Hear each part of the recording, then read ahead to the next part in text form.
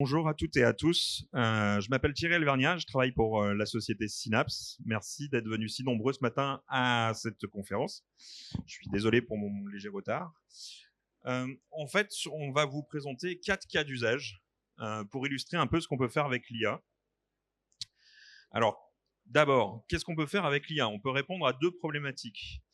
Une problématique interne, c'est-à-dire identifier des gains de productivité pour proposer des solutions qui permettent de réduire des tâches à non valeur ajoutée et permettre aux collaborateurs en fait de monter sur des tâches à plus forte valeur ajoutée.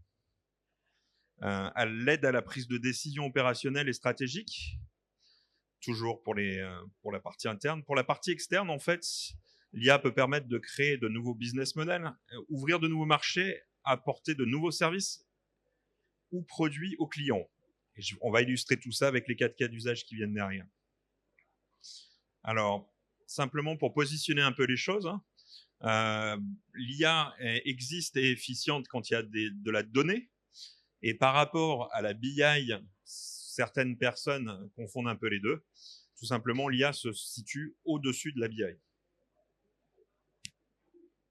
Alors, on a parlé des données.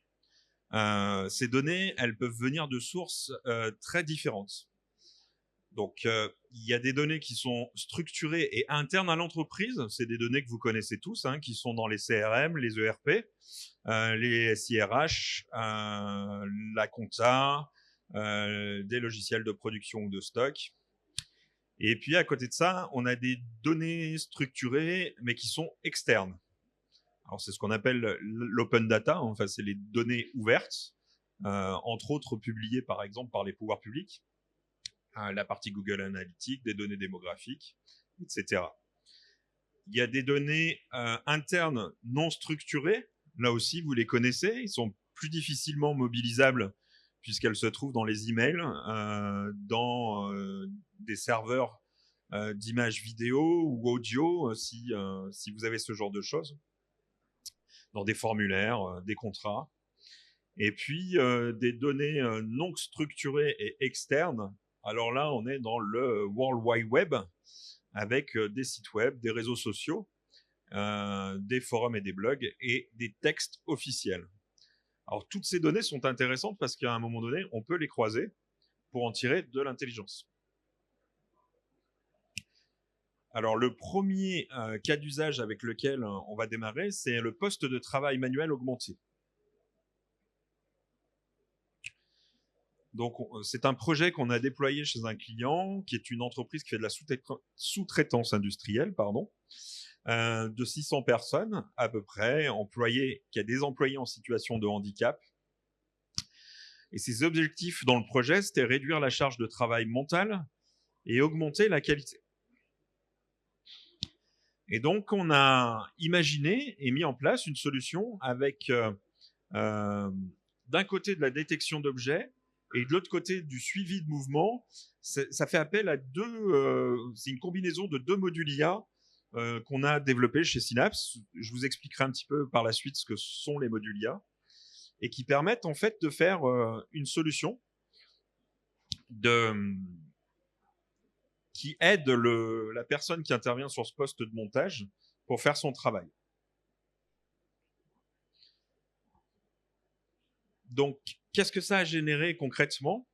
20 000 euros d'économie par poste de travail, la réduction de la charge mentale des collaborateurs qui interviennent sur ces postes de travail puisqu'ils sont guidés, la supervision continue de chaque étape de l'assemblage et donc une augmentation du niveau de qualité puisque si une étape d'assemblage est manquée, tout de suite le système le voit.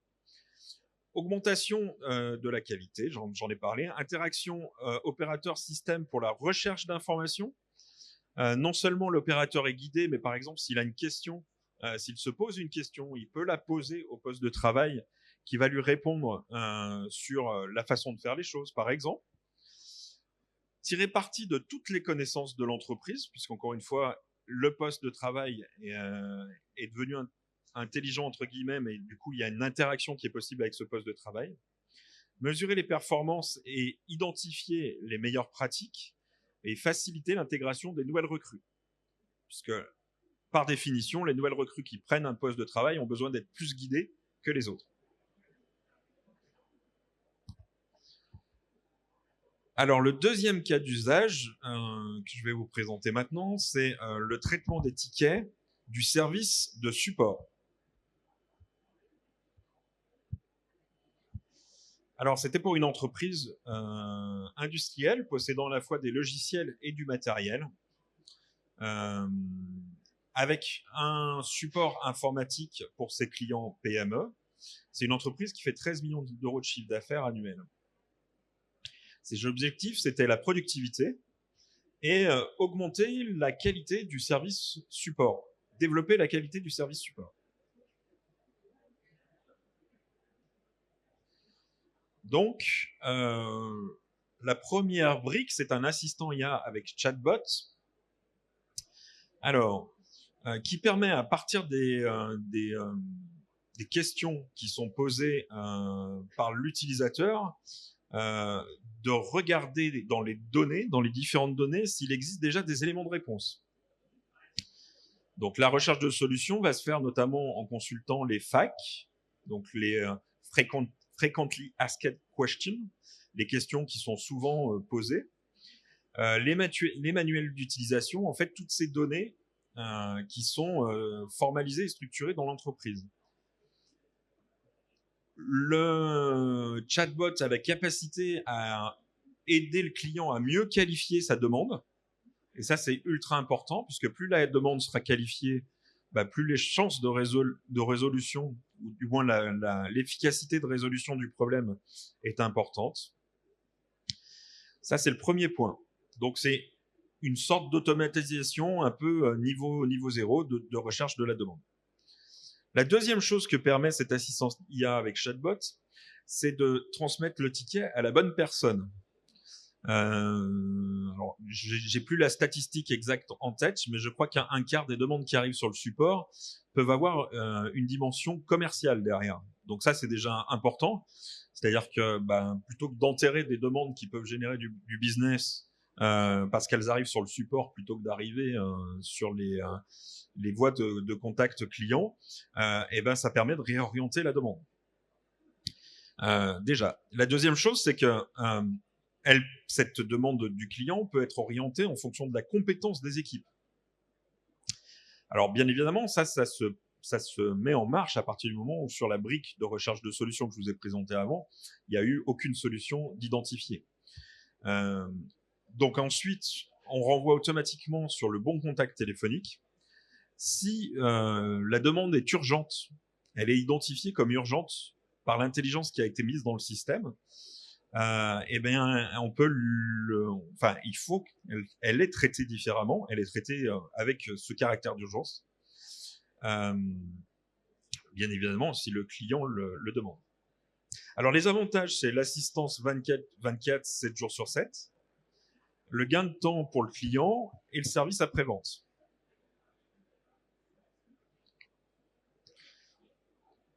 Alors l'autre brique qui permet d'augmenter la qualité du support, c'est la classification intelligente et évolutive. Alors bien évidemment, on est en traitement du langage naturel et la compréhension des champs sémantiques. Sa catégorie et sous-catégorie prédéfinie par le client, association de plusieurs étiquettes, ce qu'on appelle les tags. Et voilà. Sur le gain de temps et l'efficacité, le ticket vers le département ou la personne la plus appropriée, on en a parlé avant.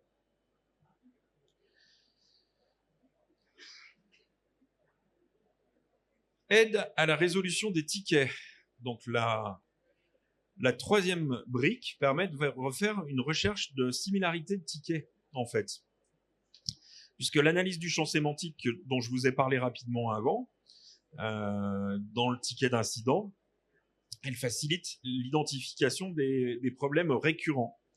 Et l'idéal pour répondre très rapidement à une demande, c'est de se souvenir qu'il y a la même demande qui a été faite, ou une demande très très proche, qui a été faite peu de temps avant, par exemple. Et là, à ce moment-là, on a une capacité de recherche de solutions qui est basée sur l'historique de résolution des tickets du même type, ce que j'évoquais juste à présent. Et ça apporte un gain de temps et une efficacité redoutable. Ça permet de concentrer les efforts sur les problèmes qui sont réellement nouveaux.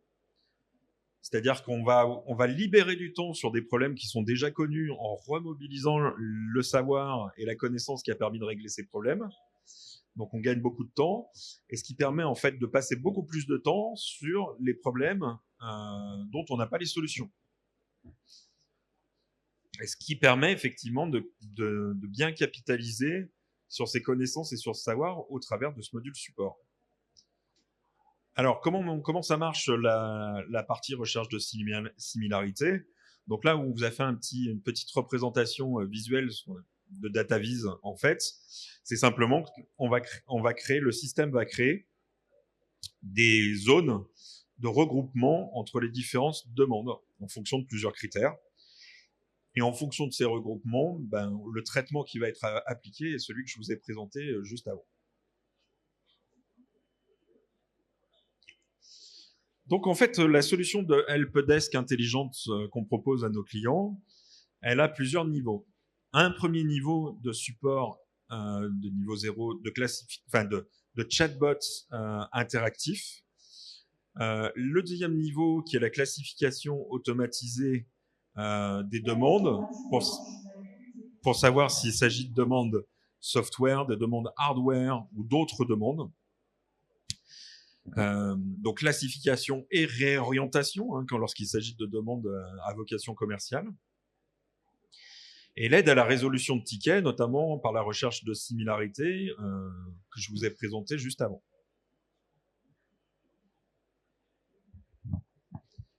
Alors, l'intérêt pour l'entreprise, c'est d'abord de trouver des solutions éprouvées. C'est-à-dire que quand on a résolu une problématique client, qu'on l'a transmise au client, qu'il l'a mise en place, qu'on a implémenté chez le client, qu'il l'a mise en place, et lorsqu'il est content, on sait que cette solution-là, elle répond bien à sa problématique. Donc, quand on fait une recherche de similarité, encore une fois, dans un contexte commun, parce que là, il s'agit bien de recherche de similarité de cas qui sont communs, on a la possibilité de mobiliser des solutions éprouvées, ce qui est un petit peu plus compliqué. Quand on crée une solution pour répondre à un client qui est toute nouvelle, elle peut répondre à 90% ou un peu moins à ce client. Et donc, naturellement, ça augmente le niveau de réponse du helpdesk au client. Ça automatise assez fortement le support de niveau 0, ce qui permet en fait aux collaborateurs qui sont sur des équipes support se concentrer sur des tâches à plus forte valeur ajoutée. C'est le fameux dans les premiers slides que je vous ai présenté. Ça permet la génération automatique de FAQ. Ça, c'est un petit bonus plutôt sympathique, puisqu'en fait, les questions qui sont posées régulièrement vont être à un moment donné identifiées et les réponses vont être générées automatiquement pour alimenter cette base de FAQ.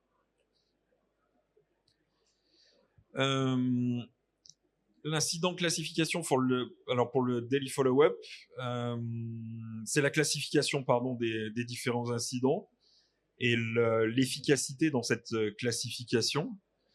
La détection des besoins en formation aussi, ce que font pas les solutions, la grande majorité des solutions de helpdesk, c'est-à-dire qu'elles identifient pas dans les demandes qui sont faites des besoins de formation.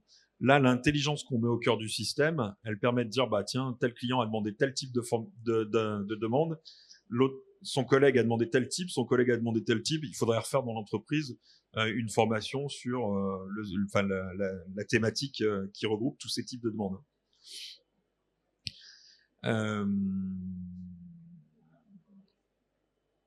Bien identifier les réponses du support en fonction des contrats, de la contractualisation aussi qui a été faite. Donc là, l'intelligence du système permet effectivement de tout de suite au travers d'un chatbot, de vérifier quels sont les éléments contractuels structurants ou contraignants.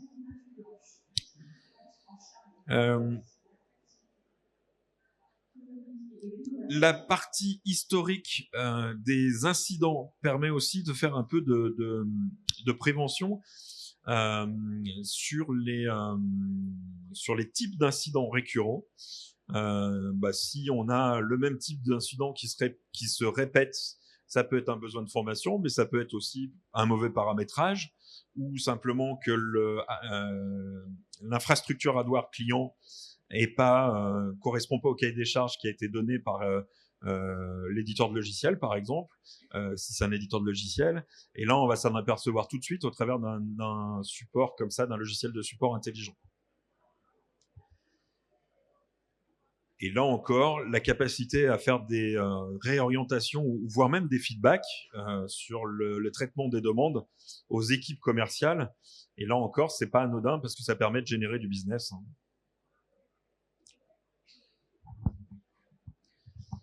Alors, le troisième projet que je vais vous présenter est un projet qui nous tient à cœur chez Synapse parce que qui correspond bien avec nos valeurs. Nous, on aime bien, on a ce côté un peu dans l'ADN d'intelligence artificielle, mais à vocation à impact. Alors, ça fait un peu tarte à la crème de dire ça comme ça, mais en tout cas, nous, ça fait partie de notre ADN. Et donc là, c'est une solution... pardon, je suis revenu en arrière. Donc, c'était une solution pour une PME qui fait du commerce de cartes électroniques industrielles usagères. Et l'objectif, c'était d'augmenter sa productivité.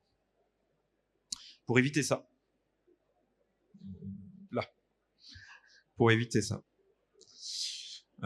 Puisque bien souvent, en fait, on envoie à la casse des cartes électroniques qui peuvent être réutilisées. Ça crée des montagnes de déchets électroniques qui sont pas très très bons pour la planète. Alors, donc, notre client, en fait, son objectif, c'était d'arriver à identifier dans les cartes électroniques de matériel industriel qui sont déclassées, voire même mises au rebut, ce qui pouvait être réutilisé. Et donc, il y avait une manipulation humaine, alors avec un peu d'aide, bien évidemment, informatique, mais essentiellement humaine, qui était en fait de regarder les différents composants des matériaux électroniques et de regarder dans une base, qui est la partie de droite, si cette carte électronique pouvait être revalorisée, revendue sur le marché. Et ça prenait à peu près 30 minutes par carte de faire ça. Donc il y a un opérateur toute la journée qui enlevait une carte, regardait l'étiquette, regardait dans la base si cette carte avait une valeur ou plus de valeur, etc., etc. Et donc là, on a produit pour ce client une application mobile de reconnaissance d'image avec détection automatique de cartes électroniques. Donc là, c'est énorme parce qu'en fait, on est passé de 30 minutes à quelques secondes, en fait. Il suffit de faire un clic sur l'application mobile sur la carte et tout à coup, on sait exactement quelle est sa valeur ou comment elle peut être revendue, etc. Donc bien évidemment, ça a stimulé l'activité de l'entreprise au niveau local et au niveau national. Et du coup, ce client a ouvert un centre de formation et a établi un nouveau bureau d'affaires à l'étranger.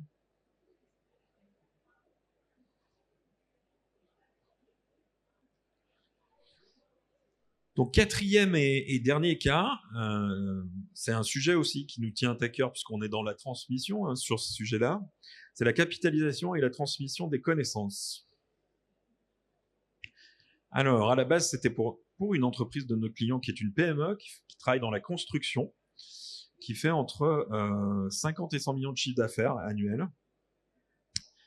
Ses objectifs, c'était éviter de répéter certaines erreurs, de capitaliser sur les bonnes pratiques et de transmettre les connaissances du personnel expérimenté aux nouvelles recrues.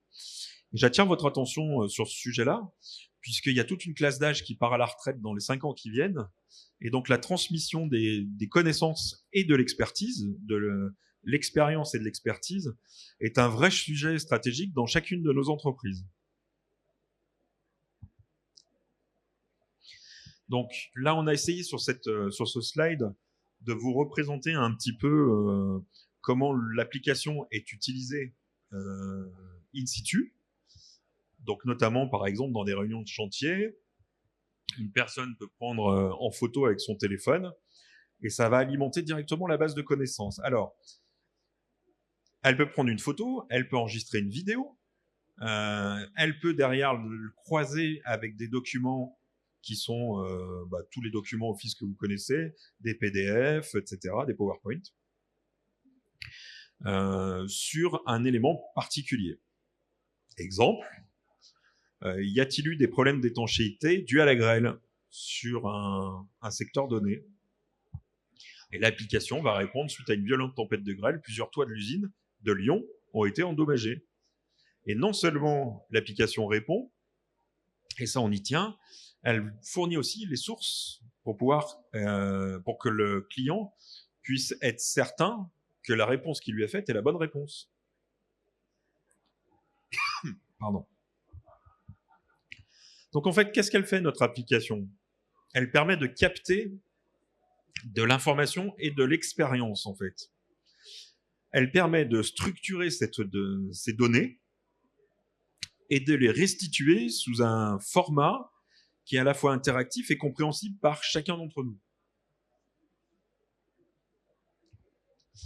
Alors, qu'est-ce que ça apporte concrètement? C'est un assistant personnel, opérationnel, d'amélioration de la qualité du travail, de réduction des coûts et de livraison plus rapide.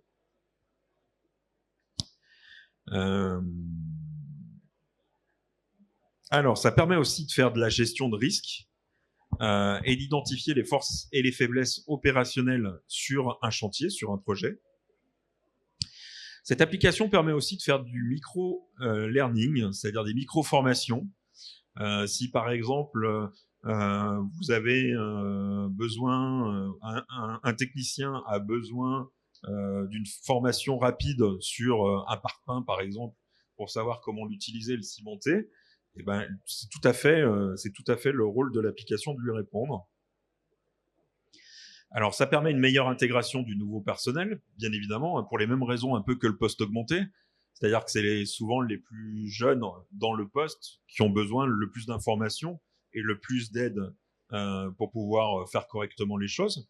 C'est pas une critique, hein, c'est simplement que c'est la courbe d'apprentissage. Et ça permet aussi l'effet induit de cette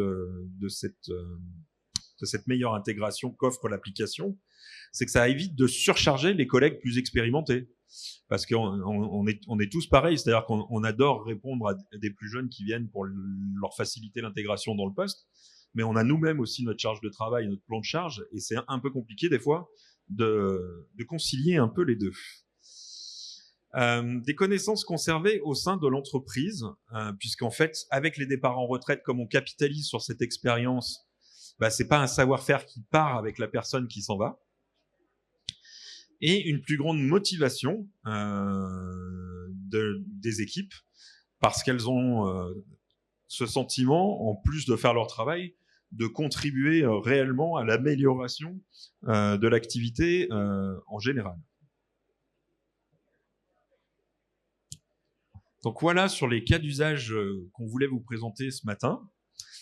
Donc quelques mots rapides sur Synapse. Donc en fait, Synapse a été fondé il y a 4 ans par 2 cofondateurs. Une personne qui vient du monde de l'industrie, qui est Faisal Rezghi, qui est un ingénieur industriel, qui est expert en innovation, data business analyst, et qui a travaillé notamment plusieurs années dans le monde de l'automobile. Et qui a cette dimension à la fois process industriel, management de l'innovation et très business. Donc, ça permet vraiment d'avoir, quand on fait de la recherche de cas d'usage, alors une partie de l'équipe est à son image, de partir du business pour identifier où sont les effets leviers que peut apporter l'IA. Colin Bernet, lui, c'est un scientifique qui vient du monde académique, qui a été chercheur au CNRS et au CERN, fait partie de l'équipe qui a découvert le boson de Higgs, pour ceux qui sont le plus familiarisés avec ce domaine académique, et qui est un expert en machine learning, en data science et en cloud technology. Et donc, on a le meilleur de la technique et le meilleur du business à l'origine de Synapse. Et ils se sont entourés d'une équipe. Alors, l'équipe a grandi beaucoup, pardon, c'est l'équipe que vous voyez là, parce que en fait, on est 22 chez Synapse, donc il y a plein de nouvelles têtes que vous voyez pas sur ce slide-là, et on sera 32 à la fin de l'année. Ça grandit très très vite. Voilà, mais grosso modo, les équipes sont constituées d'équipes techniques avec des data scientists. Alors nous, on a donc c'est un tiers de l'équipe à peu près que c'est les data scientists qui sont de très très haut niveau, hein, puisque c'est des docteurs en physique des particules, en neurosciences, etc. Et puis donc une équipe business et customer. Donc c'est l'équipe qui organise à la fois les produits que nous faisons et qui gère les projets. L'équipe purement business et développement, qui est l'équipe qui s'occupe de trouver de nouveaux clients et de répondre à la satisfaction de ses clients. Et l'équipe support, en fait, qui est l'équipe transversale chez nous, qui est à la fois du marketing, de la comptabilité, de l'expertise comptable, etc., de la finance. Voilà un petit peu qui est Synapse. Alors Synapse fait partie des entreprises labellisées par BPI France pour diffuser les diagnostics, donc les diagnostics IA data de BPI France. Et en fait, on part de cet élément-là pour identifier les cas d'usage dans les entreprises. Donc, c'est en deux phases, une phase d'exploration et une phase d'exploration un peu plus technologique. La phase d'exploration, la première phase, c'est une phase business en fait, hein. C'est-à-dire qu'on va dans les entreprises, on écoute les hommes et femmes clés nous parler de leur métier. À partir de ça, on découvre des cas d'usage qu'ensuite on traduit dans ce qu'on appelle un POC. Un POC, c'est un Proof of Concept. C'est simplement une solution un peu plus réduite et qui permet de tester en fait que les éléments de réponse qu'on a identifiés sont compatibles avec les données du client et à faire tourner cette solution, ce début de solution, dans l'environnement du client. À partir de là, si ça marche, derrière, on passe en implémentation, donc sur une solution qu'on développe à partir de ce POC et qui permet ensuite de répondre au quotidien à l'ensemble, aux collaborateurs concernés. On vous a mis, parce que c'est toujours délicat sur des salons comme celui-ci, souvent les entreprises n'aiment pas trop parler de chiffres. Donc on a fait l'effort quand même de vous mettre des enveloppes indicatives d'investissement par phase. Ça vous donne une idée un petit peu des montants qui sont mobilisés sur ces différents investissements. Alors, comment on arrive à faire tout ça, nous, chez Synapse? C'est parce qu'on a développé une plateforme avec des modules IA, qui sont des modules de traitement du texte, de l'image et du son. Certains de nos collègues se sont spécialisés sur une de ces dimensions-là. Nous, on garde les trois. Et qui permettent de répondre à énormément de cas d'usage qu'on trouve en entreprise.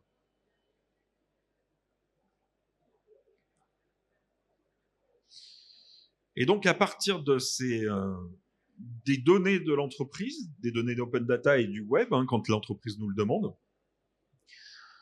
on va sur notre plateforme qui s'appelle plateforme IA PowerUp, où on a à la fois de l'extraction de contenu, encore une fois, son, image et texte, les 30 modules qu'on peut structurer. Imaginez que c'est un gros Lego. Je crois que c'est l'image qui parle le mieux. C'est un Lego sur lequel on plug les Legos et on peut changer les Legos. Donc ça nous permet de faire des choses assez pointues, assez rapidement. L'IA, ça reste compliqué, mais en tout cas, ça nous permet de faire des choses assez pointues. Voilà un exemple des clients. Hein. On a plutôt des clients qui sont des PME. Notre cible, nous, c'est des PME plutôt industrielles qui font un peu plus de 20 millions d'euros de chiffre d'affaires. Alors, il y a un intrus dans ces logos-là, c'est EDF, hein, mais on est intervenu pour l'aide, pour une solution d'aide au pilotage d'une centrale nucléaire. Voilà, bah écoutez, merci beaucoup pour votre attention. Si vous avez des questions, je suis à votre disposition pour y répondre. Est-ce que vous avez des questions dans le public, peut-être? Alors ça veut dire que j'ai été ou très clair ou pas du tout. Rassurez-moi, j'ai été clair? Ouais, ça va.